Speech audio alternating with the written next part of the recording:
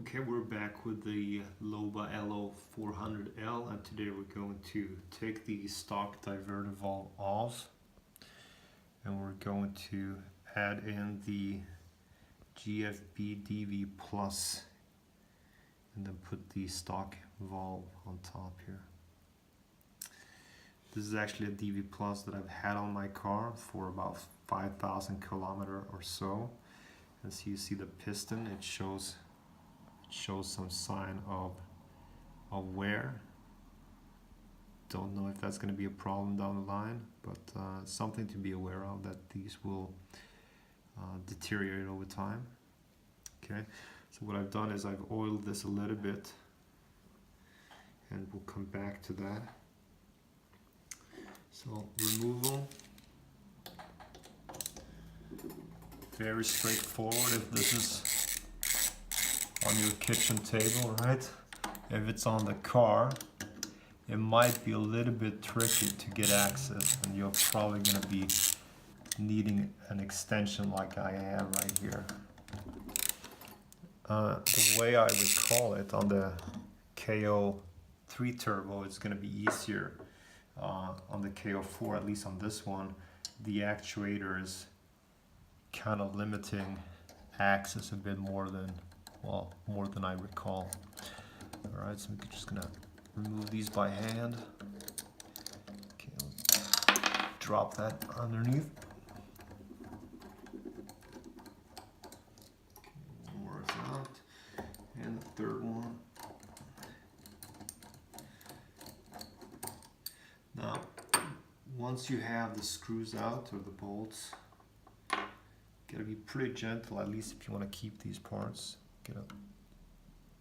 Pass it out of the hole. Okay, this looks to be a revision D valve.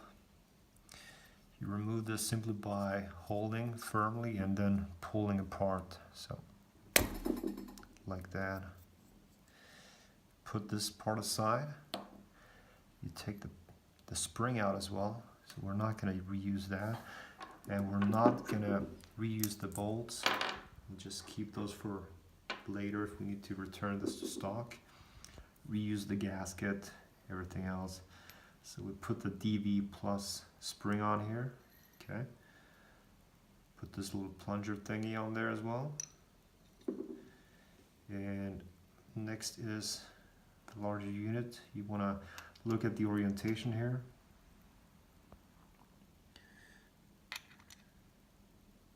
So there's a peg there. It might be hard to see on video. There's a peg there, and we've got a hole here, so that will fit together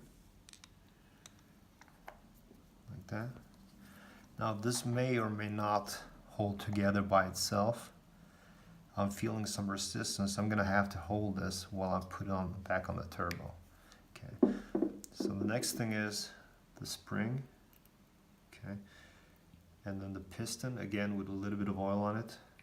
Drop that back in. Okay. So we now have to position this onto the turbocharger. So I do this without of course ejecting the piston into this, right?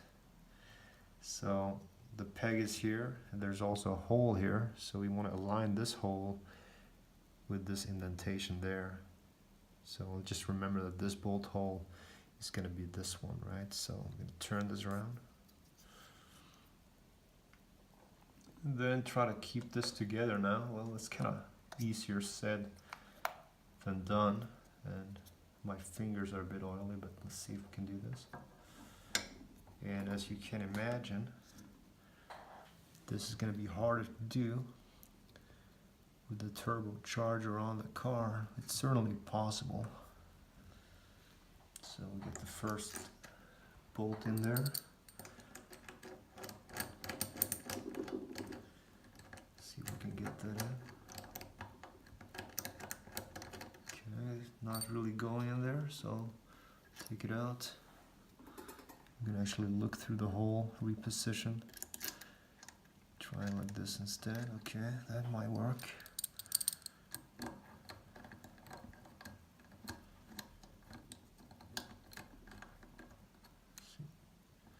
Okay, I got some contact.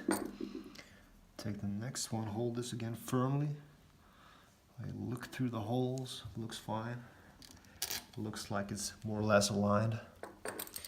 So we'll do this again. Yeah, I got lucky. So I'm going to tighten these two down a little bit more and then go for the last one.